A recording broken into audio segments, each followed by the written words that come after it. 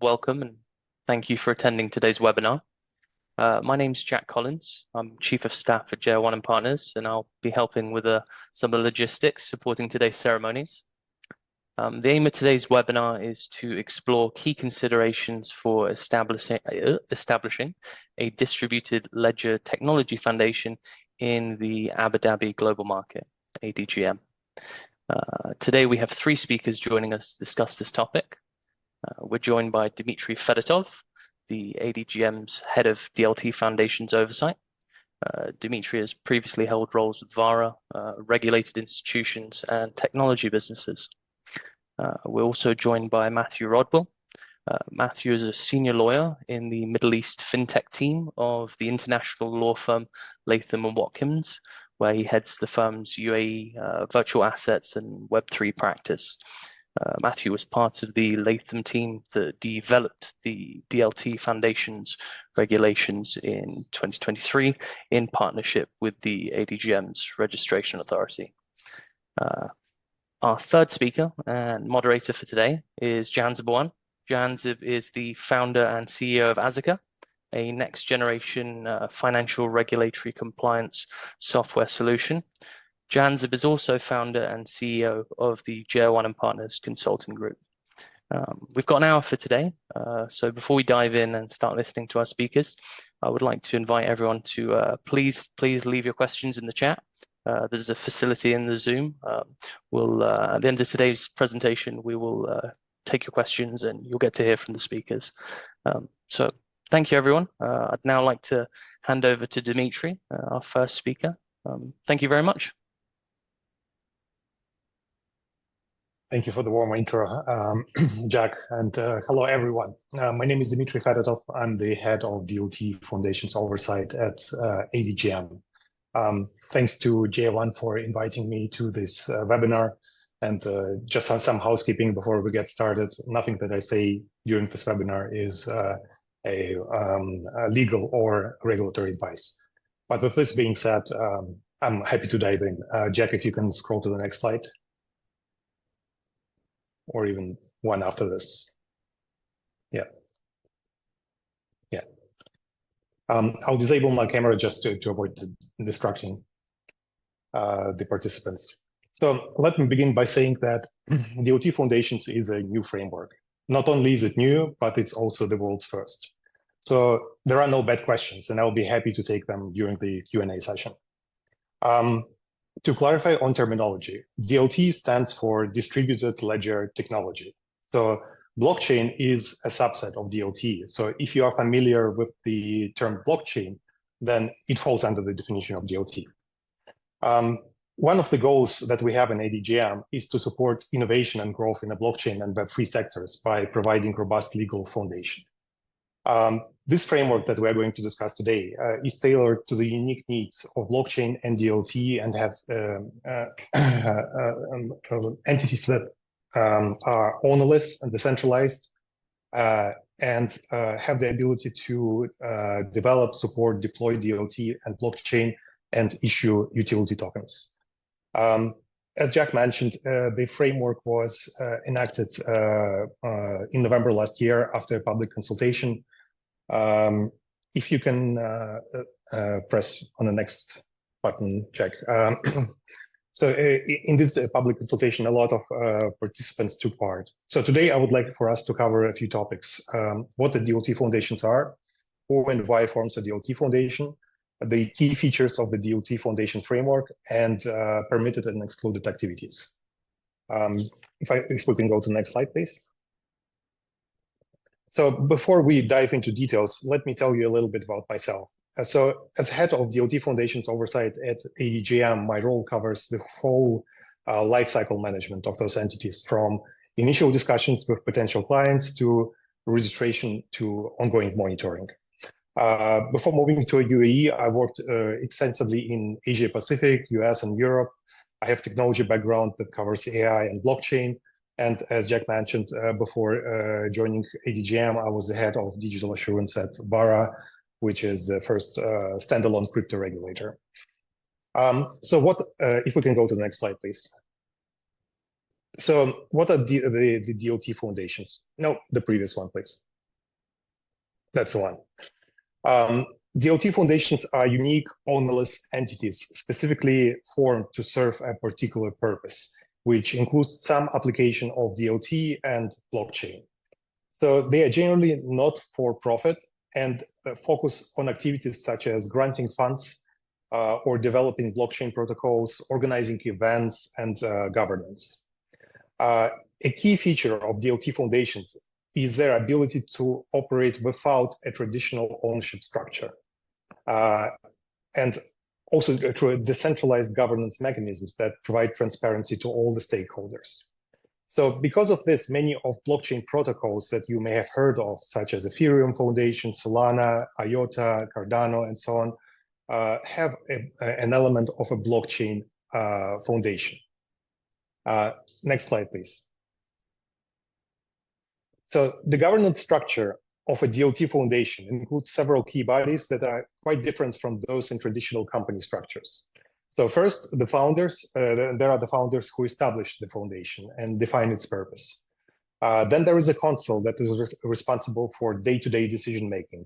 There is also an option to appoint a guardian that is there to supervise the council and ensure compliance. There can be also token holders. So if the DLT Foundation issues a token, then there should be token holders. And the token holders can participate in governance by having certain voting rights delegated to them. And finally, there are beneficiaries that have the right upon the foundation's dissolution. They may have the right to receive remaining assets that are distributed according to the foundation's charter. So this structure allows a balanced and very decentralized approach to governance that is required in the space of blockchain and DLT. Jack, if we can go to the next one. Thank you. So who is interested in forming the DLT foundations and why? There are several reasons why DLT foundations are formed, and I would like to address some of them. So platforms like, as I mentioned, Ethereum or Solana or Cardano, create DLT foundations to manage protocol development and issue tokens. This helps them maintain a decentralized and transparent governance structure. DAOs, or decentralized autonomous organizations, such as, for example, MakerDAO or DAOstack, use DLT foundations to support decentralized governance. Web3 entities, projects like, let's say, Decentraland or Sandbox that you may have heard of, those are big metaverse projects, form DLT foundations to innovate and expand the capabilities of the decentralized web. Technology startups establish DLT foundations to create a legal entity and secure funding for research and development in the DLT space. We see a growing interest from AI companies that use DLT foundations as a legal wrapper to govern AI models, which is a very interesting application. And last but not least are the institutions that are focused on conducting research, development, and education in blockchain and other emerging technologies. So they form DLT foundations for conducting such activities. So those are some of the most common applications. But I'll be honest, almost every day I discover a new idea how to apply DLT Foundations framework, which is a great framework to new models. If we can go to the next slide, please. So the DLT Foundations framework offers several key features that make it a very attractive option.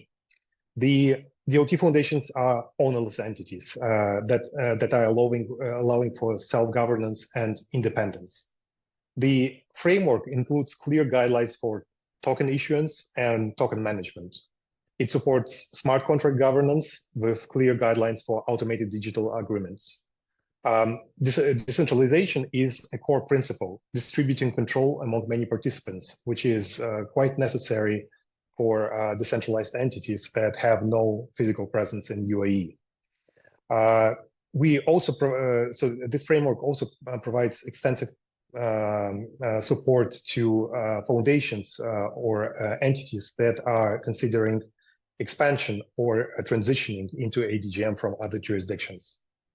Next slide, please.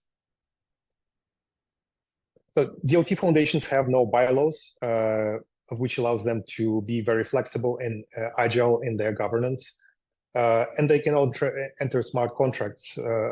They can enter contracts, legal contracts, and can sue and be sued, acting as very independent legal entities. Next slide, please. So DLT foundations are permitted to engage in various activities with a goal of application of DLT and blockchain or issuing tokens. Notably, however, they cannot engage in provision of financial services that are regulated by FSRA, Financial Services Regulatory Authority. They cannot take on third-party assets. They cannot engage in activities unrelated to their defined objectives, and the objectives that are defined in their charter. And they cannot offer commercial services. Next slide, please. So since framework launch, ADGM registered several DLT foundations that have different purposes, but I would like to explore one good example and our first DLT foundation that is called IOTA Ecosystem DLT Foundation. So the foundation is dedicated to blockchain protocol and ecosystem development. Since its formation, IOTA subsidized its ecosystem companies to set up in ADGM. So not only did IOTA Foundation come to ADGM, they also motivate and subsidize the companies to set up in our jurisdiction for activities that relate to developing anything on their blockchain framework. To support its activities, IOTA also locked $100 million in IOTA tokens in this entity over the next 4 years. This shows the foundation's ability to manage significant digital assets, but also shows the trust into the DLT foundation in the DLT foundation's framework. The case study shows potential for growth, innovation, and stability that this framework has to offer. Next slide, please, and last one. So in closing, I would like to say that while the framework is very attractive, registering a DLT foundation in ADGM always involves a few key steps and considerations. ADGM registered company service providers, such as JR1, are here to support entities during the registration process. We have also created a website at ADGM, adgm.com/DLT-foundations, where you can find guidance, checklists for registration, and get in touch with myself and my team if you need assistance. Thank you very much for your attention. Thank you very much, Dmitry, for that very informative presentation. I'll now hand over to Jahanzib for a presentation on considerations for establishing a DLT foundation. Oh, you're on mute, I think, Jahanzib. Yeah, thank you very much, Jack. Appreciate that. Thank you, Dmitry. Fantastic presentation. I learned a number of things there. And for our participants on the webinar, I would definitely request, if you have any questions, please do use the questions option, and we'll try to answer as many questions as we can. If you can move to the next slide, please, Jack. Thank you. Okay, so I think this is a very important sort of slide, just basic understanding of what is required in relation to the process, the documentation, some of the considerations. So I'll walk through this and explain basically where some of the challenges lie and how you have to kind of think about this. So one of the key things that you have to do is to obviously create a white paper. And in order for the white paper to have substantiation with the ADGM RA, with Dmitry's team, we need to have a white paper report. So both of those documents are required. Sometimes the ideas are quite fresh, and sometimes there are white papers, sometimes they are not white, the white papers are not available, or they are being considered or being developed. So it's very, very important from the point of view of timing that if you are looking to set up a DLT foundation, the white paper has to be in place And once that is in place, then we have to ensure that a white paper report, which confirms compliance of the white paper with the DLT regulations, is also in place. Same thing with the charter. The charter has to evidence compliance, and that's where the legal firms will come into play, and Matthew will speak about that. There also is, if you're issuing tokens, you can have a DLT foundation that may not issue tokens, and you can have ones that do issue tokens. If you are issuing token, obviously you need a token economy report, and then or token economy paper. And with that, you obviously, similar to the white paper and white paper report, you need a token economics report as well, which confirms the compliance of the token economy paper with the DLT Foundation regulation. So important thing here is obviously the white paper and tokenomics paper have to be in place for the reports to happen. So if you're considering setting up a DLT Foundation in the ADGM, you have to kind of get over those two hurdles first. If you don't have that, I think that's something that should be considered. The second last bullet point under the required documents, also it's very important to have evidence of at least $50,000 of initial capital, which any of the founders can evidence through a bank statement that's not 3 months old. Sometimes it can be challenging, sometimes it's fine, but again, one of the considerations you have to keep in mind. Secondly, if the framework is developed, a security audit report is also required. So I think the idea in the ADGM is obviously for the foundation to work, that you have to ensure compliance with different aspects of it, and third parties have to confirm compliance with what you're trying to do with the DLT Foundation. So that's the key element of what needs to be considered. And again, as I said earlier, we have done a number of these IOTA, as mentioned by Dimitri. We assisted them. So some of the challenges or opportunities that are there are mostly around the white paper report, the tokenomics report, and some of the security related matters. In terms of appointments, obviously you need an ADGM registered auditor. You cannot just have any auditor that is out there. So there's a list of ADGM appointed auditors on the ADGM website that you can check.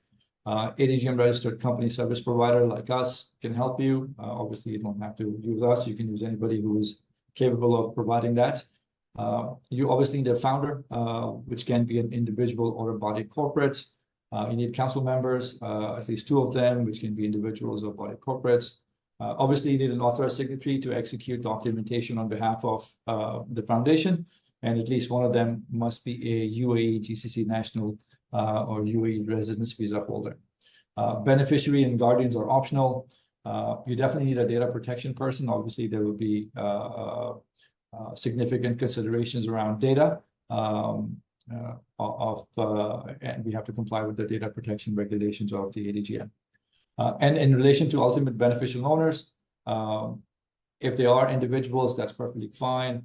Otherwise, so if you have a corporate structure, it has to be looked back all the way to an individual, except for where the end ultimate beneficial owner is a publicly listed company. In this case, obviously, we don't go and ask for the individual details, or if it's a UAE government-owned companies or other government companies in the relevant jurisdiction. So, so those are the appointments. Jack, if you can move to the next slide, please. What's the process? It looks very simple. It is easy, but again, as I mentioned, I think some of the important things to consider is you have to have your documentation ready and available for the process to work smoothly. So there's a portal where we need to register the intent for submission of the application. Then we complete the application, review that. You will have to obviously pay the relevant fees. And then once the fees are paid, then the ADGM team will look at the application. Typically, the process involves a few back and forths with the registration authority at the ADGM in relation to certain questions, etc. Consistency of information is actually also very, very important because sometimes, I'll give you an example, if your addresses of the UBO or addresses of other parties involved are not correct, or they are just mentioned differently, they may be similar but not the same, and sometimes that creates some questions and back and forth, right, which adds to the time. So consistency and of the application, the quality of the application is very, very important. The ADGM is keen on approving, and I'm speaking on behalf of Dimitri right now, but I'm sure he'll agree with me that they are looking for a good application so they can actually add as many participants to the ecosystem as possible. But good application is the key, and a good application would mean consistency of information, and more importantly, also provision of all of the requirements that are basically needed for a full application as well. Jack, can we move to the next slide, please? Okay, so I think this is an important point. What to consider? Suitability of the intended purpose. Obviously, you have to be very clear of why you're trying to set up a DLT foundation. If you're not clear, which obviously in your white paper should be clear. And we always encourage our clients to read the DLT Foundation regulations, and then also look at their intended model. And whether it makes sense, and then we can have a discussion and help answer questions around that. If there are any questions, to come to a conclusion whether the DLT Foundation regulations and the DLT Foundation setup is suitable for the intended outcome that the client is after. The other, obviously, the space is new, so there are a couple of challenges in terms of finding relevant firms for the white paper and tokenomics paper reports, which are key, as the ADGM will look to those reports and the robustness of those reports for approving your application. So finding the right partner, that's very, very important. Finding the right law firm as well, who is going to evaluate your charter, similar to Latham & Watkins. That's also very, very important. A registered CSP provider like ourselves and anybody else who has experience in DLT foundations, again, is a very important aspect for a smoother application. And then generally the project timelines are more than what you expect for the reasons I've mentioned before. Again, if you have all of your homework done, then we can obviously work with you, and ADGM will work with you to make sure that you get across the line as quickly as possible. But if obviously there are things that are missing, that creates a bit of an issue. What we have seen in our experience in supporting DLT applications, there are stakeholder expectations. Sometimes the expectations are I won't say commercially driven, because obviously it's not really a commercial setup, but strategically driven initiatives, and it needs to be managed quite well. Because if you have, as I said earlier, if you don't have the relevant documentation, then it will take longer than what you expect. Sometimes the budgeting also comes into question. So overall costs need to be considered at the very beginning before sort of you start the project. And the cost can add up depending on what you're trying to do and what type of reports you require and the extent of those reports, and so on and so forth. The other aspect, which is very, very important, and we absolutely sort of push for that, is obviously as a sponsor of the DLT Foundation, as the council members or the founders, you need to make sure that you are familiar with the DLT Foundation regulations and what you can or cannot do to avoid potential challenges later on.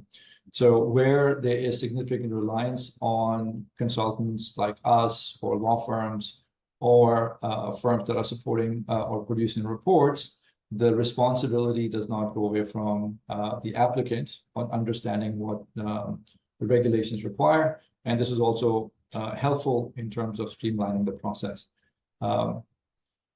As Dimitri mentioned, I think one of the things that's very, very important is if you are intending to engage in commercial operations, you cannot use the DLT Foundation framework for that.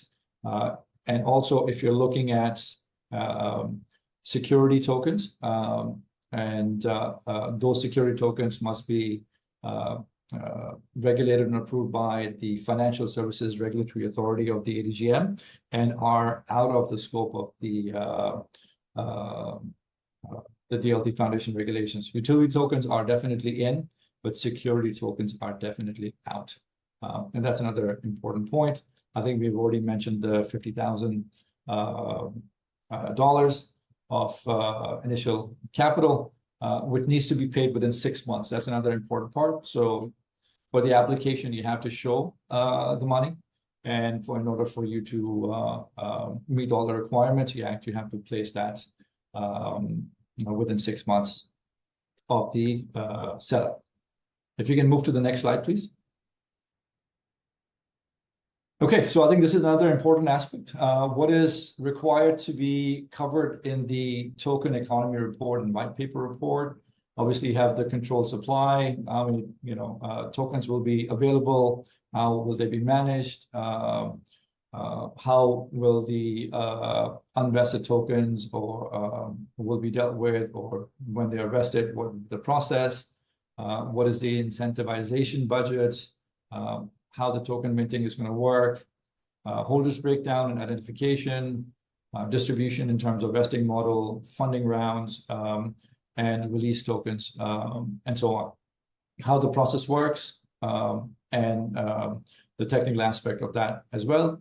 And the white paper report is obviously looking at user roles, strategies for staking lockup, aspects of decentralization, token features, mechanism for redistribution, who are you looking to target as an audience, reasons for implementing tokenization, also why you are doing the tokenization if you are basically producing tokens, and reasons for purchasing, holding, and staking and locking tokens, etc. So a lot of this these aspects require an assessment of the protocols that the applicant has and how all of that will work in practical terms. So there's a lot of back and forth in between the firms that are producing the white paper and token economy reports, and discussion need to happen for the reports to be produced in time. Jack, can we go to the next slide, please? And these are the fees that you have. Basically about 15,000 to set up and about 13,300. This is the ADGM fees as opposed to all the other fees in relation to corporate service providers or lawyers, etc. So hopefully this kind of gives you a bit of an idea about the process and some of the challenges and opportunities that you have to kind of consider. With that, I would like to pass this on to Matthew for his view on the legal aspects. Thanks, Jahanzeb. As Jack indicated at the beginning, my team at Latham & Watkins were involved in developing these regulations. So I think we have some insight into the motivations behind it, the genesis of it, and I think it's just as simple as an initial comment. The intention was to have a model which could initially at the sort of early stages be largely quite decentralized, with progressive decentralization as time goes by. And I think that's provided for in the regulations, and also in, there's flexibility for that in the charter, which I'm going to speak about now. Could we move on to, here we go. Yeah, so the charter is best equated to, articles of association for a company or a trust deed for a trust. It's a key constitutional document, and it sets out, most of the key elements or features of the DLT Foundation. It supplements, a lot of the mandatory provisions in the DLT Foundation regulations, where permissible, but also vary them from the default position. I'm just going to talk through a few of the key sections that you'll see in the charter. The charter will define the objects and purpose of a DLT Foundation. Now those can be quite broad. Generally, as obviously Dimitri and Jahanzeb alluded to, general commercial activities are not normally permissible, but with the exception of that, typically any lawful activities related to distributed ledger technology, and operating within that sort of ecosystem will be accepted, subject to obviously compliance with the other requirements of the regulations. That's assessed on a case-by-case basis, obviously by the ADGM authority, and obviously by us too when we're looking at the charter to give our legal opinion, which I'll talk to shortly. We'll have details of the founder and the initial assets being contributed. So as Jahanzeb mentioned previously, that's a minimum of $50,000, and that does need to be in fiat and not in, for example, crypto tokens. It will set out the organizational and governance structure. For example, the council would be equivalent to the board of directors of a company, for example. A guardian, which has to be appointed, for example, if the founder resigns or dies, for example. And there's mechanisms for that which are provided for in the charter for their appointment. There's also the possibility of having beneficiaries too, and provided that they are identifiable and within a class that can be determined. However, they're optional and they're not required. Likewise with tokens, as I mentioned previously, this model accommodates quite a centralized model initially, potentially with just a founder and a council, but it does permit tokens to be issued. And obviously a lot of Web3 participants who are interested in establishing one of these, token issuance will be one of their key priorities, or the principal purpose of setting up this. So that will be set out, and the rights of the token holder are defined therein. By default, under the regulations, matters delegated to the token holders will be change of name, change of the charter, the DLT framework, the objects, and objects of the foundation itself. But they can be restricted in the charter, and often once we've worked in recent months, we have seen initially the rights of token holders being relatively restricted, for example, to voting on a grant, for example, to be issued, but key constitutional aspects of the foundation, like amending the charter itself, generally being reserved to initially to the founder, for example. So there's the concept of council veto right. So for delegated matters, for example, to token holders, there is a right of the councillors, or even, I guess, an obligation of the councillors to veto any resolutions which would be contrary, for example, to ADGM law, or contrary to the terms of the charter itself. Likewise, there's the concept which is included in the charter of founder reserve matters. So the founder can reserve the right to amend the charter, to change the charter's objects, to dissolve the charter, and for appointment and removal of the different organizational and governance structure. So, for example, removal of a councillor, for example. The limitation on that is that once tokens are issued, the rights of token holders to vote cannot be restricted. So the intention of that being obviously equivalent to a sort of a shareholder protection, rather, albeit for a token holder, so that when they do issue a token, there's a guarantee of the rights that they'll have with respect to voting, and that won't be preempted by an amendment of the charter. There's provisions for appointments of councillors, and likewise for council, things that you would expect to find in articles of association for a company.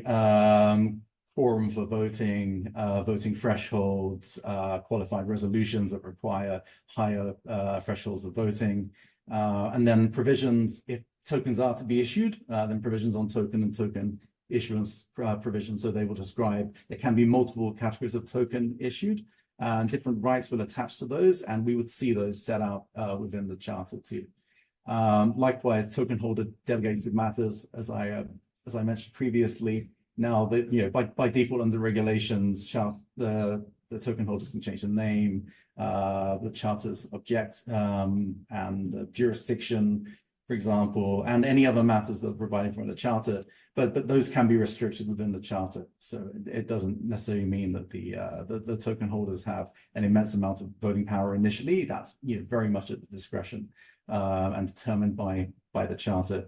The charter is largely a legal document too, and DLT foundations are sort of inherently quite complex and technical in their nature. So the position generally taken is while we do often see some technical descriptions in the charter, the default position would be to have a link to the white paper and the tokenomics paper within the charter, and with then obviously provisions for amendment of those detailed in the charter too. So that, I think, strikes a healthy balance between not letting the charter become a technical document and keeping it as a legal document, while also lawyers are not interfering with data scientists, who are developing the actual blockchains themselves.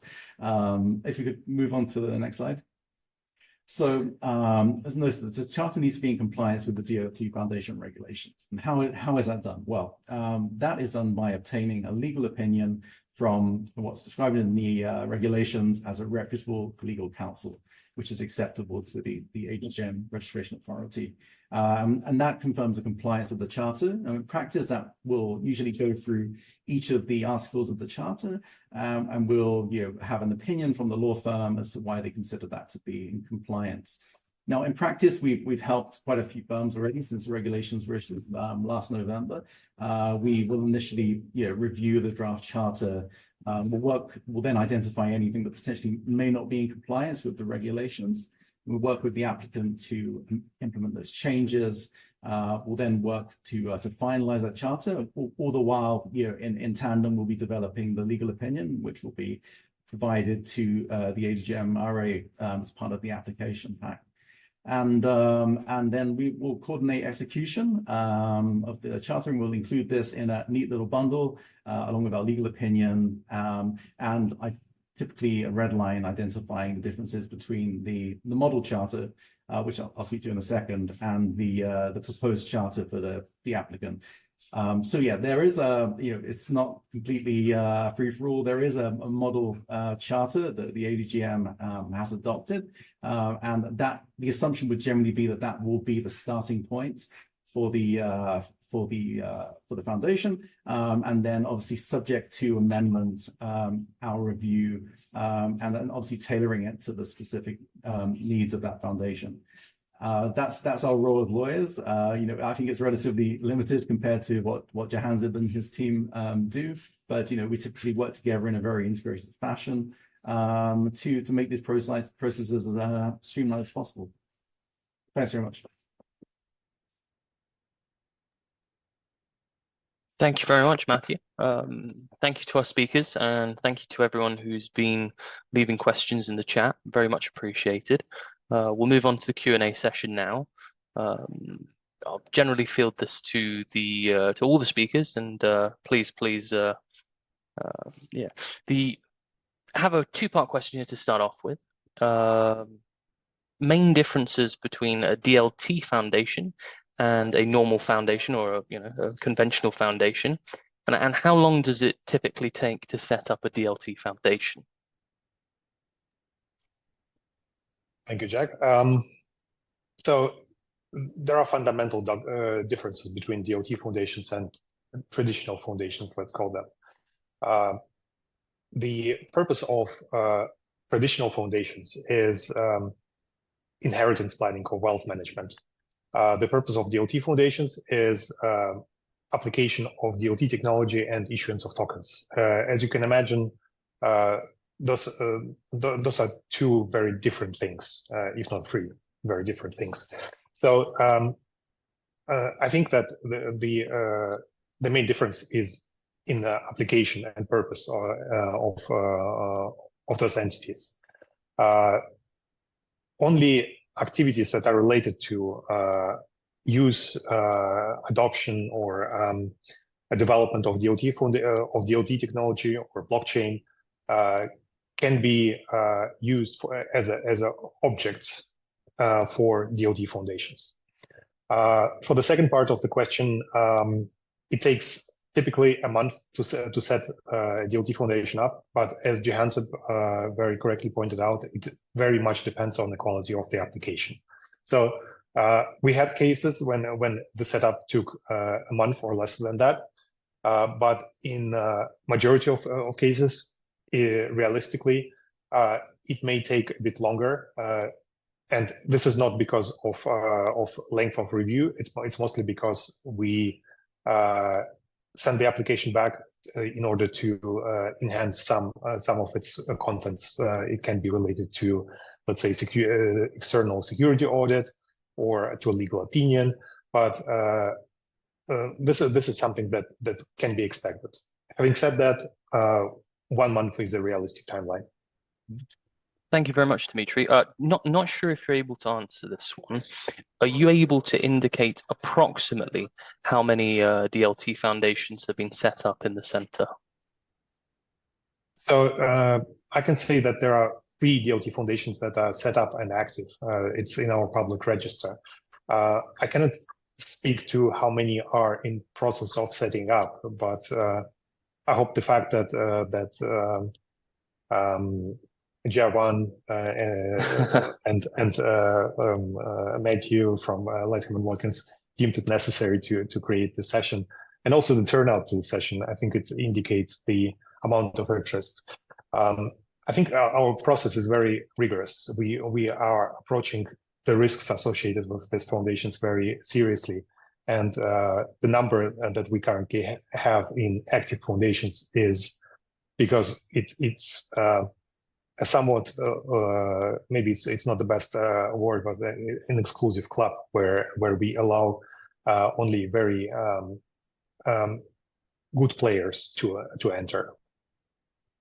Thank you very much. If I may, Jack. So I think, thank you, Dimitri. So I think, again, the most important thing is that, as I mentioned, ADGM will welcome good applicants to come in. There are a number of DLT Foundation applications that are currently in process. We are working on a number of them, in addition to what Dimitri has mentioned. But the main idea is, as I was mentioning, that you have to kind of know what you want to accomplish from the DLT Foundation framework, and it has to make sense for your objectives, and it has to also make sense for the framework. And generally, I think the previous question around the timing, the first element of preparing the application is where most of the time goes, as opposed to what the ADGM, RA, and Dimitri's team will take.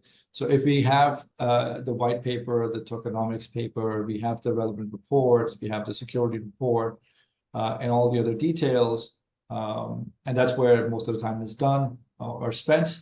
And then we can kind of submit the application. If it's a good application, as I said before, it's consistent with the charter, with the white paper makes sense, and it's consistent. Tokenomics paper ties into the white paper and the charter and so on. Then you have a very good chance of going through the process within the stipulated timeline. Otherwise, sometimes we have seen that there's a piecemeal approach. The more piecemeal approach you will have, the longer it will take. Thank you very much. Question here, perhaps for Matthew. When setting up the DLT Foundation, do you have to use an ADGM UAE registered lawyer? You have to use one that's acceptable to the ADGM RA. So I think I defer to Dimitri on his assessment of what firm he would be consider acceptable. I don't believe it's a requirement to be in the ADGM. I think the assumption would be a UAE licensed law firm that is has I guess a sufficiently good repute for the ADGM to be happy with the opinion from that law firm. There, as far as I'm aware, there's no pre-approval obligation, so I believe it would be sort of at the discretion of the applicant to make sure they're using a firm that has sufficient capability in the kind of the Web3 virtual asset space to understand what they're applying on. And I mean, not every firm I think has that. I think Latham's are very well placed to that, and there are obviously a number of other firms in the market which can similarly provide an opinion of that nature. Thank you very much. Yeah, just to add on this, that's right. We don't have any limitations on geography of the law firm. What we are looking for is exactly as Matthew mentioned, is provable or traceable experience of the law firms that can assess such documents. Thank you. Following this session, where would be the best place to look to get a general overview of the framework, to research, to look and really dig into the process of setting up? So a good place to start would be to go onto ADGM's website, so adgm.com/DLT-foundations. It provides a comprehensive overview of the framework. It also has links to the legislation itself, to guidances, to modifications, to a list of CSPs and many other things, including the model charter that Matthew mentioned. So it's a good place to start. You can also get in touch with me and my team through contacts on this website. Thank you very much. Just looking here through the questions, just a moment. So here's a good one. How does this framework compare with other jurisdictions for DLT frameworks? A country that's brought up here is Switzerland. You know, how generally do you think the ADGM compares to other jurisdictions?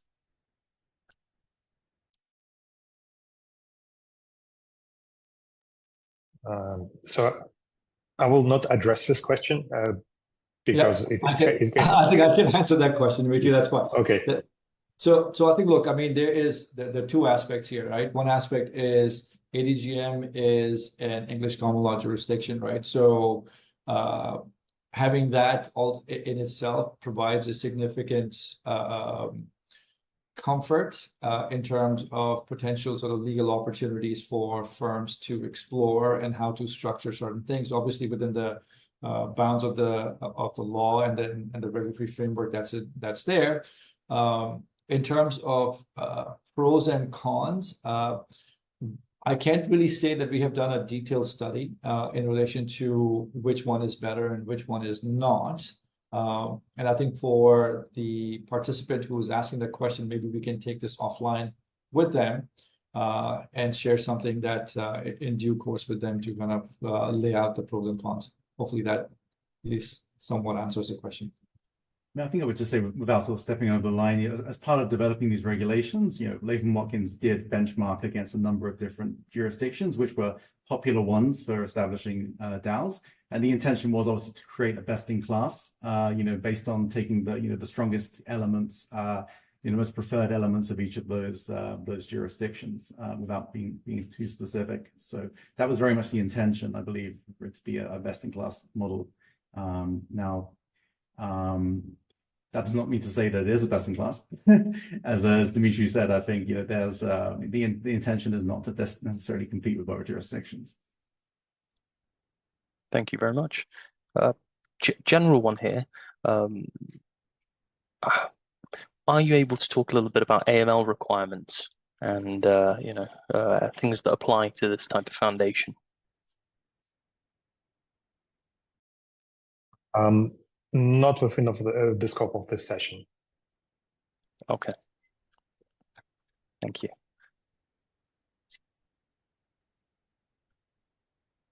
Oh, I think you're muted. Yeah, if I may answer this question actually. So obviously everything that happens within the ADGM and within the UAE is subject to the federal AML law and the ADGM AML regulations. So people who are involved within the foundation obviously will have to go through the KYC process.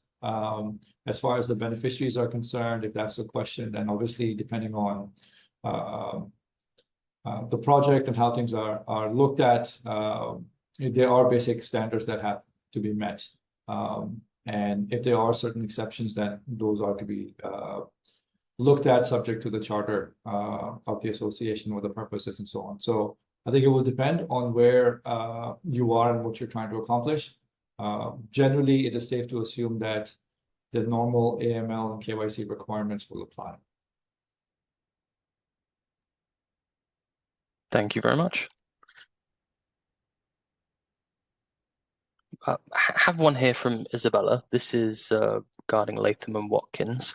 Just asking, amongst the team, I guess, who you have dedicated to the digital asset space, How is that split between Dubai, Abu Dhabi? A little bit about that. So, I mean, it's part of my team that works on the regulations. There's myself, there's Ksenia Koroleva, who's another senior associate that works with me, focuses on fintech.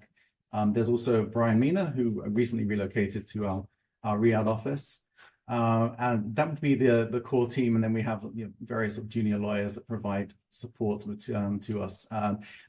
I think it'd be remiss of me not to say that the project we worked on with the ADGM was very much an international effort too. So within London, we have Stuart Davis, who's an incredible fintech partner, and we also have Stephen Vink, who is based in our New York office, and also a Web3 specialist too, and Sam Maxon in London. So I think it was very much an international effort.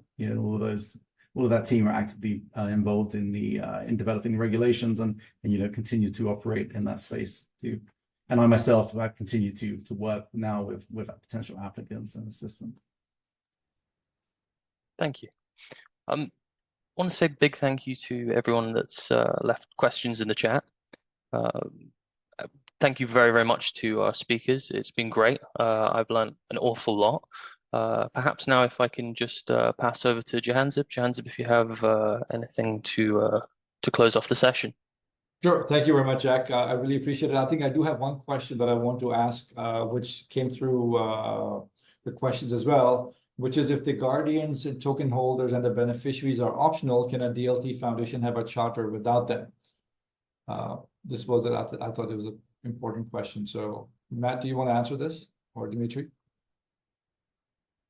I mean, the way the regulations are drafted, beneficiaries are optional. Token holders are also optional, and a guardian under the model charter, the assumption is that a guardian will be appointed when the founder either resigns or dies.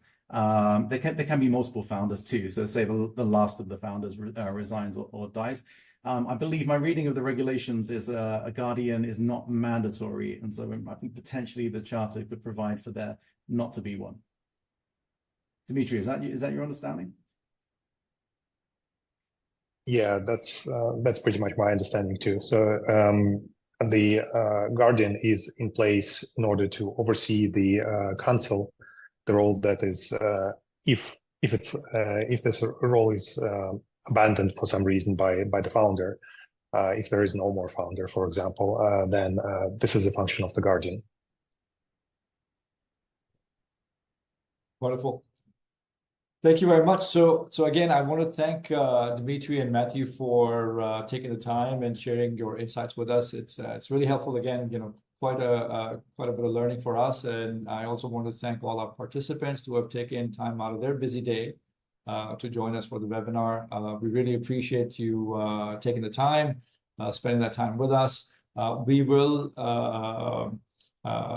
review the presentation and documentation and potentially make it available to you, subject to approval internally from ourselves, Latham and ADGM. When that happens, and if that happens, we will let you know. And in the meantime, or going forward, if there are any questions that you have in regards to the DLT Foundation, please feel free to reach out to us, to Dimitri via the ADGM contact point, or to Matthew in relation to any legal opinions that you need. Again, thank you very much for your time. Really appreciate it. And good evening to all of you.